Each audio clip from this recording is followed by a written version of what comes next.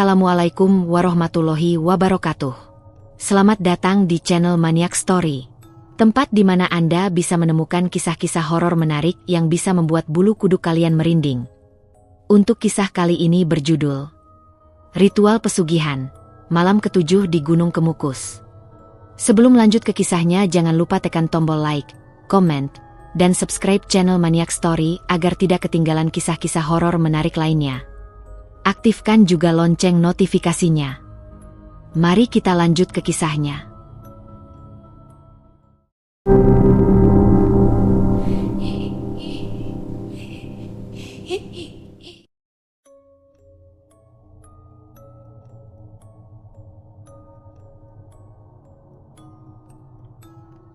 Namaku Arga.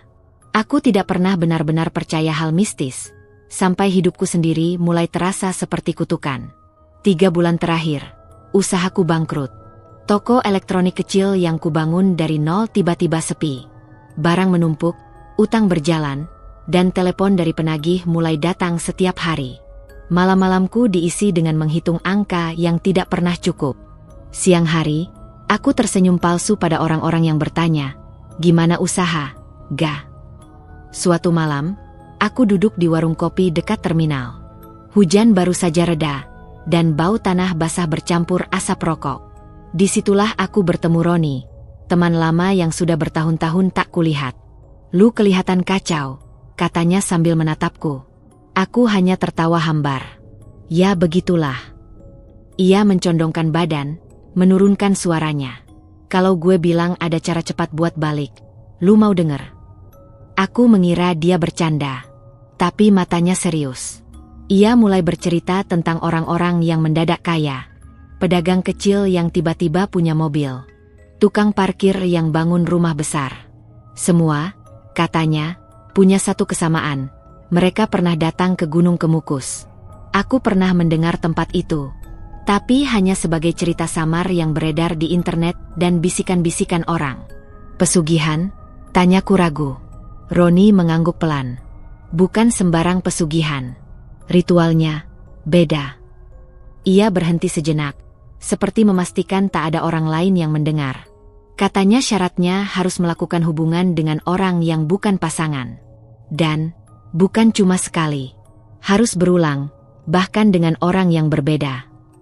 Aku terdiam. Ada rasa tidak nyaman yang merambat di dadaku. Bukan hanya karena syaratnya, tapi karena cara Roni menceritakannya, seolah itu hal biasa. "Banyak yang kesana cuma buat itu?" tanyaku. "Banyak," jawabnya. "Malam tertentu, rame banget. Orang-orang datang dari berbagai kota. Ada yang cuma penasaran, ada yang serius cari pesugihan." Hujan mulai turun lagi, lebih halus. Suara rintiknya seperti bisikan. "Dan mereka berhasil?" tanyaku pelan. Roni menatapku. "Beberapa. Tapi, katanya ada harga yang harus dibayar." Aku tertawa gugup. "Ah, cerita begituan." Ia tidak ikut tertawa. "Gue pernah ke sana." Aku langsung menoleh. "Serius?" Ia mengangguk, tapi ekspresinya berubah aneh. "Gue cuma lihat-lihat. Tapi suasananya beda. Kabut tebal, bau kemenyan, orang-orang kayak bukan diri mereka sendiri. Ada yang jalan bareng orang asing, kayak sudah janjian. Ada yang bengong menatap hutan." Aku merasakan bulu kuduku berdiri. "Dan ada satu lagi," katanya. "Katanya ritual paling kuat dilakukan malam Jumat Pon. Harus datang berkali-kali. Kalau berhenti di tengah, katanya justru bahaya." Kami terdiam lama. Hanya suara hujan dan sendok yang beradu dengan gelas. Malam itu aku pulang dengan kepala penuh pikiran. Di kamar kontrakan yang sempit, aku menatap langit-langit. Kata-kata Roni terus terngiang. Aku mencoba menertawakan diriku sendiri. Masa iya aku mempertimbangkan hal seperti itu? Tapi ketika ponselku bergetar, menampilkan pesan dari penagih utang, rasa logikaku mulai retak. Aku membuka internet, mencari cerita tentang Gunung Kemukus. Semakin banyak kubaca, semakin banyak kesamaan. Ritual, pasangan asing, malam tertentu, kekayaan mendadak. Jam menunjukkan pukul 2 dini hari ketika akhirnya aku menutup ponsel. Kamar terasa lebih dingin dari biasanya. Aku bersumpah mendengar suara angin padahal jendela tertutup. Aku duduk di tepi ranjang. Dalam kepalaku, dua suara berdebat. Satu berkata ini gila. Satu lagi berbisik bahwa aku tidak punya pilihan. Aku akhirnya mengambil jaket, lalu membuka lemari. Entah kenapa, tanganku gemetar saat memasukkan beberapa pakaian ke tas kecil. Malam Jumat Pon, tinggal 3 hari lagi. Saat aku mematikan lampu, aku merasa seperti ada yang berubah. Seperti keputusan itu bukan sepenuhnya milikku. Seperti ada sesuatu yang sudah menungguku. Di luar, angin berembus pelan. Dan untuk pertama kalinya dalam hidupku, aku benar-benar mempertimbangkan untuk pergi ke gunung itu. Perjalanan menuju Gunung Kemukus terasa lebih panjang dari yang kubayangkan. Aku berangkat sore hari, menumpang bus kecil yang kursinya sudah usang. Di dalam, ada beberapa orang yang terlihat seperti peziarah biasa, membawa bunga, plastik berisi makanan, dan wajah-wajah lelah. Tapi ada juga yang membuatku tidak nyaman. Pasangan pria dan wanita yang duduk berjauhan, namun sesekali saling melirik, seolah baru saling mengenal. Matahari tenggelam saat aku turun di jalan kecil dekat area pendakian. Udara langsung berubah. Lebih lembab, lebih dingin. Kabut tipis menggantung di antara pepohonan. Aku berjalan mengikuti arus orang. Lampu-lampu kecil dari warung dan pedagang kaki lima menyala temaram. Bau kemenyan bercampur dengan aroma gorengan dan tanah basah. Suasana aneh, ramai, tapi terasa sunyi. Orang-orang berbicara pelan, seolah takut mengganggu sesuatu yang tak terlihat. "Mas baru pertama?" tanya seorang bapak tua yang duduk di tikar. Aku mengangguk. Ia tersenyum tipis. "Hati-hati. Kalau sudah mulai, jangan setengah-setengah." Aku tidak sempat bertanya maksudnya. Ia sudah menoleh ke arah lain, seperti pembicaraan kami tidak pernah terjadi. Semakin masuk, keramaian justru bertambah. Tapi bukan seperti pasar. Orang-orang berjalan berkelompok kecil. Beberapa wanita berdandan mencolok, berdiri di bawah pohon sambil menunggu. Ada pria yang menghampiri, berbicara sebentar. Lalu mereka berjalan bersama menuju area yang lebih gelap. Aku menelan ludah. Cerita Roni terbayang jelas. Di dekat tangga menuju area makam, aku berhenti. Kabut di sana lebih tebal. Lampu kuning redup membuat bayangan orang tampak memanjang dan tidak wajar. Seorang pria muda berdiri di sampingku. "Nyari pasangan?" tanyanya langsung. Aku kaget. "Maksudnya?" Ia tertawa pelan. "Santai aja, Mas. Di sini semua tahu kok. Kalau mau ikut ritual, harus cari yang bukan kenalan." Katanya makin asing, makin kuat. Aku tidak menjawab. Ia mengangkat bahu lalu berjalan pergi, seolah itu percakapan biasa. Aku melanjutkan langkah. Di sisi kanan, kulihat pasangan duduk berdekatan. Mereka tidak banyak bicara, hanya saling menatap kosong. Di sisi kiri, seorang wanita berjalan sendiri, menunduk, rambut panjangnya menutupi wajah. Aku tidak tahu kenapa, tapi aku terus memperhatikannya. Ia berhenti beberapa meter di depanku. Perlahan ia mengangkat kepala. Wajahnya pucat, tapi cantik. Matanya tajam, seolah langsung menembusku. Kami saling menatap beberapa detik yang terasa lama. Lalu ia berbalik dan berjalan ke arah hutan kecil di samping jalur utama. Aku tidak bergerak. Jantungku berdetak lebih cepat. Ada dorongan aneh untuk mengikutinya. Tapi kakiku terasa berat. Tiba-tiba, dari belakangku terdengar suara bisikan. Kalau dia yang memilih, biasanya tidak boleh ditolak. Aku menoleh cepat. Tidak ada siapapun. Hanya beberapa orang yang lewat tanpa memperhatikanku. Aku mencoba menenangkan diri. Mungkin hanya perasaanku. Tapi saat aku kembali melihat ke arah hutan kecil itu, wanita tadi sudah tidak terlihat. Kabut menutup jalur masuk seperti tirai. Aku berjalan menuju area penginapan sederhana. Banyak kamar disewakan semalam. Di depan salah satu bangunan, aku melihat pasangan keluar masuk tanpa banyak bicara. Pintu terbuka, tertutup, lalu terbuka lagi untuk orang yang berbeda. Aku merasakan sesuatu yang tidak wajar. Seperti semua orang di sini mengikuti aturan tak tertulis. Saat aku menerima kunci kamar dari penjaga, ia menatapku lama. Malam pertama, tanyanya. Aku mengangguk. Ia menyerahkan kunci. Kalau sudah mulai, biasanya akan dipanggil lagi. Jangan pura-pura tidak dengar. Aku masuk ke kamar. Sempit, hanya ada kasur tipis dan lampu redup. Aku duduk di tepi ranjang, mencoba memahami apa yang kulihat. Di luar, suara langkah orang hilir mudik. Sesekali terdengar bisikan. Sesekali tawa pelan. Jam di ponselku menunjukkan hampir tengah malam. Aku baru saja akan berbaring ketika terdengar ketukan pelan di pintu. Tok, tok. Aku membeku. Ketukan itu pelan, tapi jelas. Aku berjalan mendekat, jantungku berdetak keras. Saat kubuka pintu sedikit, aku melihat sosok berdiri di depan. Wanita yang kulihat tadi. Ia menatapku tanpa ekspresi. Kabut di belakangnya membuat tubuhnya seperti menghilang setengah. Matanya tidak berkedip. Sudah datang, katanya pelan. Suara itu dingin. Aku belum sempat menjawab ketika ia berbisik lagi. Ini baru yang pertama. Aku tidak langsung menjawab. Tenggorokanku terasa kering. Wanita di depanku masih berdiri tanpa bergerak. Matanya seolah tidak pernah lepas dari wajahku. Apa? Kita saling kenal? Tanyaku akhirnya. Ia menggeleng pelan. Rambutnya bergoyang tipis, tapi wajahnya tetap datar. Di sini, tidak perlu kenal. Angin malam bertiup dari belakangnya. Bau tanah basah bercampur kemenyan menyelinap masuk ke kamar. Entah kenapa, aku tidak menutup pintu. Seolah ada dorongan yang membuatku membiarkannya tetap terbuka. Kalau kau datang untuk itu, waktunya tidak lama, katanya lagi. Aku menelan ludah.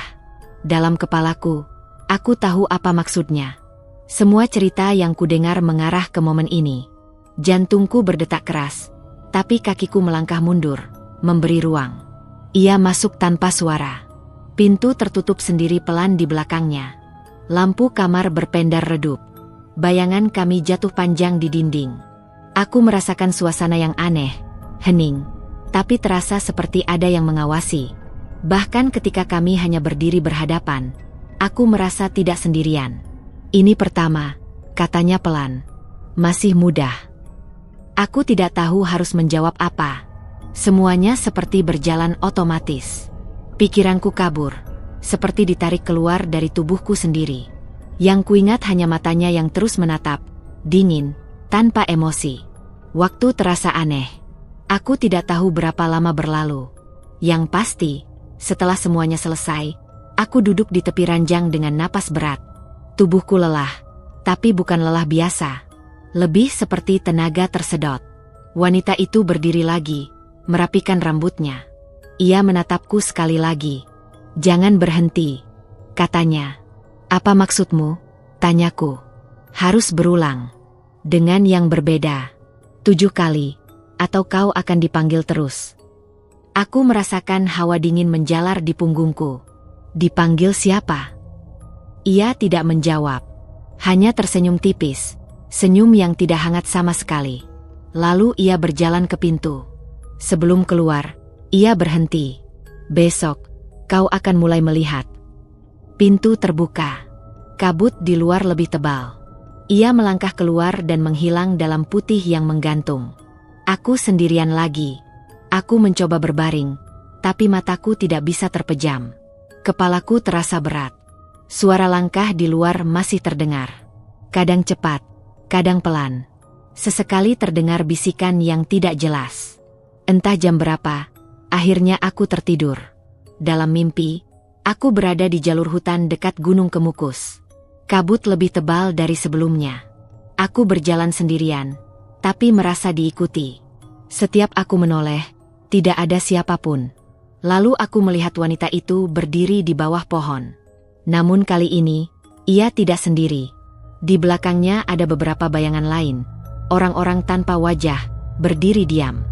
Ia mengangkat tangan, menunjukku. Baru satu. Suaranya bergema. Bayangan-bayangan di belakangnya bergerak pelan, seperti mendekat. Aku mencoba mundur, tapi kakiku tidak bisa digerakkan. Tanah di bawahku terasa seperti menahan. Tiba-tiba, Salah satu bayangan berada tepat di depanku. Wajahnya kabur, tapi aku bisa melihat mulutnya terbuka. "Ayo lanjutkan," bisiknya. Aku terbangun dengan napas terengah. Lampu kamar masih menyala. Ponselku menunjukkan pukul 3 pagi. Aku duduk sambil memegang dada. Jantungku masih berdetak cepat. Saat aku mencoba menenangkan diri, aku melihat sesuatu di cermin kecil di dinding. Bayanganku tidak sendirian. Ada siluet samar berdiri di belakangku. Aku menoleh cepat. Tidak ada siapapun. Kamar kosong. Aku kembali melihat cermin. Siluet itu masih ada, tapi samar. Seperti kabut yang membentuk tubuh manusia. Aku memejamkan mata, lalu membukanya lagi. Siluet itu menghilang. Aku berdiri dan mendekati cermin. Napasku memburu. Di kaca yang berembun, ada garis tipis seperti tulisan. Aku menyentuhnya pelan. 7. Hanya satu kata. Dan saat aku menarik tanganku, aku mendengar bisikan sangat dekat di telingaku. Masih 6 lagi. Aku tidak tidur lagi setelah itu. Tulisan 7 di cermin menghilang begitu saja ketika matahari mulai muncul. Aku mencoba meyakinkan diriku bahwa itu hanya efek kurang tidur. Tapi rasa dingin di tengkukku belum hilang. Pagi hari, suasana di sekitar penginapan terlihat lebih normal. Orang-orang berjalan santai, beberapa pedagang membuka lapak. Seolah semua yang terjadi semalam hanya mimpi buruk. Aku memutuskan pulang. Dalam perjalanan turun dari Gunung Kemukus, aku merasa tubuhku masih lemas. Tapi pikiranku sedikit lebih jernih. Aku berjanji pada diriku sendiri bahwa itu hanya pengalaman sekali. Tidak lebih. Namun sesuatu berubah begitu aku kembali ke kota. Hari itu juga, seorang pelanggan lama tiba-tiba datang ke tokoku. Ia membeli banyak barang sekaligus. Jumlahnya cukup untuk menutup sebagian utangku. Aku kaget, tapi juga senang. Besoknya, ada lagi. Seorang kenalan menawarkan kerja sama distribusi. Seminggu kemudian, aku mendapat pesanan besar dari kantor yang belum pernah berhubungan denganku. Keberuntungan itu datang terlalu cepat. Awalnya aku menikmatinya. Tapi setiap malam, mimpi buruk mulai datang. Aku selalu melihat kabut. Selalu melihat wanita itu. Kadang ia berdiri di ujung lorong rumahku. Kadang duduk di kursi tokoku saat lampu padam. Wajahnya tetap pucat, matanya tidak berkedip. "Masih satu," katanya dalam salah satu mimpi. Aku terbangun dengan napas berat. Saat itu jam 2 pagi. Aku turun minum ke dapur. Rumah kontrakanku sunyi. Saat kembali ke kamar, aku melihat pintu lemari sedikit terbuka. Aku yakin aku menutupnya. Perlahan aku mendekat. Saat kubuka, tidak ada apapun. Tapi di dalam lemari, bau kemenyan samar terasa. Aku langsung menutupnya lagi. Hari-hari berikutnya semakin aneh. Kadang aku merasa ada yang berdiri di belakangku saat di toko. Saat menoleh, hanya pelanggan biasa. Tapi perasaan diawasi tidak hilang. Suatu sore, Roni datang. "Wah, kelihatan beda sekarang," katanya sambil tersenyum. "Katanya usahamu naik lagi." Aku mengangguk pelan. Ia menatapku lebih serius. "Lu lanjut." Aku menggeleng. "Enggak, cuma sekali." Ekspresinya langsung berubah. "Sekali? Lu yakin?" "Iya." Roni menghela napas. Biasanya kalau sudah mulai, harus lanjut. Banyak cerita orang yang berhenti malah diganggu. Aku tidak menjawab. Tapi kata-katanya membuat dadaku terasa sesak. Malam itu, aku kembali bermimpi. Aku berada di jalur hutan yang sama. Kali ini wanita itu berdiri lebih dekat. Wajahnya lebih jelas, tapi lebih pucat. Di belakangnya ada lebih banyak bayangan. "Kenapa berhenti?" tanyanya. "Aku tidak mau lanjut," jawabku dalam mimpi. Ia menggeleng pelan. "Sudah terikat?" "Tidak." Ia mengangkat tangannya. Kabut di sekitar kami bergerak. Dari baliknya muncul beberapa sosok lain, wanita dan pria, wajah mereka kosong. "Mereka juga pernah bilang begitu," katanya. Aku terbangun dengan teriakan kecil. Keringat membasahi bajuku. Tapi yang membuatku membeku, aku tidak sendirian di kamar. Di kursi dekat meja, ada bayangan duduk. Bentuknya samar, tapi jelas seperti seseorang menunduk. Aku tidak berani bergerak. Bayangan itu perlahan mengangkat kepala. Aku tidak bisa melihat wajahnya, hanya gelap. Lalu terdengar suara, sangat pelan. Ganti. Lampu kamar berkedip. Saat stabil kembali, kursi itu kosong. Aku langsung menyalakan semua lampu. Jantungku seperti mau meledak. Besok paginya, aku mencoba mengabaikan semuanya. Tapi saat membuka toko, aku melihat sesuatu yang membuatku merinding. Di kaca etalase, ada bekas embun seperti tulisan 6. Tanganku gemetar. Aku menghapusnya cepat. Tapi tulisan itu kembali muncul beberapa detik kemudian, seolah dari dalam kaca. Hari itu aku tidak bisa fokus. Pelanggan datang, tapi pikiranku kacau. Setiap melihat perempuan yang masuk toko, aku teringat kata, ganti, tadi malam. Saat sore menjelang, seorang wanita masuk. Aku langsung mengenalinya. Dia, wanita dari gunung itu. Ia berdiri di depan meja kasir, tersenyum tipis. Kau dipanggil lagi, katanya pelan. Aku mundur satu langkah. Kau, bagaimana bisa? Ia memotong. Sudah kedua kalinya. Aku belum. Ia menunjuk kaca etalase. Tulisan 6 masih samar terlihat. Kau tidak punya banyak waktu, katanya. Kalau bukan di sana, mereka akan datang ke sini. Udara di dalam toko terasa dingin. Pelanggan lain tiba-tiba keluar tanpa alasan jelas. Kami tinggal berdua. Sebelum aku sempat berkata apapun, ia berbisik. Malam Jumat Pon, kau harus kembali. Lalu ia berbalik dan keluar. Saat aku mengejar keluar, jalanan sudah ramai, tapi ia tidak terlihat. Aku berdiri terpaku. Dan untuk pertama kalinya sejak pulang, aku sadar, keberuntungan yang kudapat bukan hadiah. Itu hanya umpan. Malam Jumat Pon datang lebih cepat dari yang kuharapkan. Sejak pertemuan terakhir di toko, gangguan semakin sering. Lampu rumahku berkedip hampir setiap malam. Bau kemenyan muncul tanpa sebab. Bahkan sekali, aku mendengar suara langkah di kamar mandi padahal aku sendirian. Tulisan angka di kaca juga berubah. Dari 6, menjadi 5, lalu 4. Setiap kali angka itu berkurang, aku merasa tubuhku semakin lelah. Seperti ada sesuatu yang menguras tenaga perlahan. Akhirnya, aku menyerah. Aku tahu aku harus kembali ke Gunung Kemukus. Perjalanan kali ini terasa lebih sunyi. Aku tidak lagi melihat tempat itu sebagai sekadar lokasi. Rasanya seperti aku sedang kembali ke sesuatu yang sudah menungguku. Saat tiba, suasana hampir sama seperti sebelumnya. Kabut tebal, lampu redup, dan orang-orang berjalan tanpa banyak bicara. Tapi kali ini, aku merasa mereka semua memperhatikanku. Seolah mereka tahu aku sudah terikat. Aku berjalan menuju area penginapan yang sama. Tanpa bertanya, penjaga memberikan kunci kamar yang dulu kupakai. Kau kembali, katanya pelan. Aku tidak menjawab. Tanganku dingin. Di kamar, aku duduk menunggu. Tidak lama, ketukan itu terdengar lagi. Tok, tok. Aku membuka pintu. Wanita itu berdiri di sana. Wajahnya lebih pucat dari sebelumnya. Matanya lebih dalam, seperti menyimpan sesuatu. Kau datang juga, katanya. Apa sebenarnya yang terjadi? Tanyaku. Kenapa aku terus diganggu? Ia masuk tanpa diminta.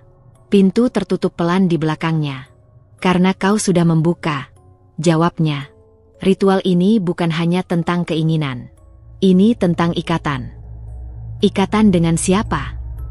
Ia menatapku lama. Dengan mereka yang belum selesai. Aku merasakan hawa dingin menjalar. Kau, salah satunya. Ia tersenyum tipis. Aku pernah datang seperti kau. Putus asa. Aku juga berhenti di tengah. Apa yang terjadi? Ia tidak langsung menjawab. Hanya berjalan mendekati jendela. Kabut di luar bergerak pelan. Mereka mengambil semua, katanya akhirnya. Kesehatan, keluarga, sampai aku tidak bisa pergi lagi. Aku terdiam. Maksudmu, kau sudah terlalu lama di sini, katanya pelan. Aku mundur 1 langkah. Tidak, itu tidak mungkin. Ia menoleh. Untuk pertama kalinya, ekspresinya terlihat sedih. Kau pikir kenapa aku selalu tahu kapan kau datang? Jantungku berdetak cepat. Kalau aku menyelesaikan 7 kali, semua berhenti? Tanyaku. Ia menggeleng. Tidak berhenti. Hanya berpindah. Apa maksudnya? Ia mendekat. Suaranya sangat pelan. Setiap yang selesai akan menggantikan yang sebelumnya. Aku merasa dunia seperti runtuh. Jadi kalau kau akan tetap terikat, katanya. Tapi tidak lagi diganggu, karena kau bagian dari mereka. Aku tidak tahu harus berkata apa. Kepalaku berdenyut. Tiba-tiba terdengar suara langkah di luar kamar. Banyak. Seperti beberapa orang berjalan bersamaan. Bayangan lewat di bawah pintu. Wanita itu berbisik. Mereka sudah menunggu. Aku melihat ke arah pintu. Perlahan gagang pintu bergerak sendiri. Aku mundur. Ada cara menghentikan? Tanyaku putus asa. Ia menatapku lama. Ada. Apa? Kau harus berhenti di sini. Selamanya. Seperti aku. Aku menggeleng cepat. Tidak. Aku tidak mau. Ia menghela napas. Kalau begitu, kau harus kehilangan yang lain. Lampu kamar tiba-tiba redup. Saat menyala lagi, aku melihat bayangan berdiri di belakangnya. 1, 2, 3, semakin banyak. Aku berlari keluar kamar. Kabut di luar lebih tebal dari sebelumnya. Aku mencoba mencari jalan turun, tapi jalur terlihat berbeda. Suara bisikan terdengar dari segala arah. Belum selesai. Masih kurang. Jangan pergi. Aku berlari tanpa arah. Sampai akhirnya aku tiba di jalur hutan yang sama seperti di mimpiku. Wanita itu berdiri di sana, menungguku. Ini terakhir, katanya. Kabut mengelilingi kami. Bayangan-bayangan mendekat. Aku merasa kakiku berat, seperti ditarik tanah. Aku mencoba melawan, tapi tenagaku habis. Suara di kepalaku berbisik, menenangkan, menyuruhku menyerah. Hal terakhir yang kuingat adalah tangannya yang dingin menggenggamku. Kau tidak akan diganggu lagi, katanya. Kabut menutup semuanya. Beberapa minggu kemudian, orang-orang masih datang ke Gunung Kemukus. Ritual tetap berlangsung. Pasangan asing tetap berjalan dalam kabut. Dan kadang, beberapa orang mengaku melihat seorang pria berdiri di jalur hutan, menatap mereka. Wajahnya lelah. Matanya kosong. Ia tidak bicara. Hanya menunjuk ke arah kabut, seolah memanggil mereka masuk. Sudah lama sejak kejadian itu, tapi cerita tentang Gunung Kemukus tidak pernah benar-benar hilang. Orang-orang masih datang setiap malam tertentu. Ada yang sekadar penasaran, ada yang datang dengan harapan besar. Utang lunas, usaha lancar, hidup berubah. Kabut tetap turun perlahan, menyelimuti jalan setapak seperti tirai yang memisahkan dua dunia. Seorang pemuda baru berdiri di tangga pendakian. Wajahnya tegang. Ia memegang ponsel, membaca ulang pesan tentang ritual yang ia dapat dari internet. Ia menoleh ke kanan dan kiri, melihat pasangan-pasangan asing berjalan pelan. Mas, pertama kali? Tanya seorang pedagang tua. Pemuda itu mengangguk gugup. Kalau sudah mulai, jangan berhenti, kata si pedagang sambil tersenyum samar. Pemuda itu hanya tertawa kecil, menganggapnya candaan. Ia lalu melangkah lebih dalam. Bau kemenyan semakin terasa. Lampu temaram membuat bayangan pohon seperti tangan-tangan panjang. Di tikungan menuju jalur hutan, ia melihat seseorang berdiri. Seorang pria. Diam. Tidak bergerak. Wajahnya pucat. Matanya kosong. Ia menatap pemuda itu tanpa berkedip. Ada jalan ke penginapan? Tanya pemuda itu. Pria itu tidak menjawab. Ia hanya mengangkat tangannya, menunjuk ke arah jalur berkabut. Pemuda itu ragu sejenak. Tapi kemudian ia mengikuti arah itu. Langkahnya pelan, menghilang ke dalam putih yang tebal. Beberapa detik kemudian, kabut kembali menutup jalur. Pria itu masih berdiri di tempatnya.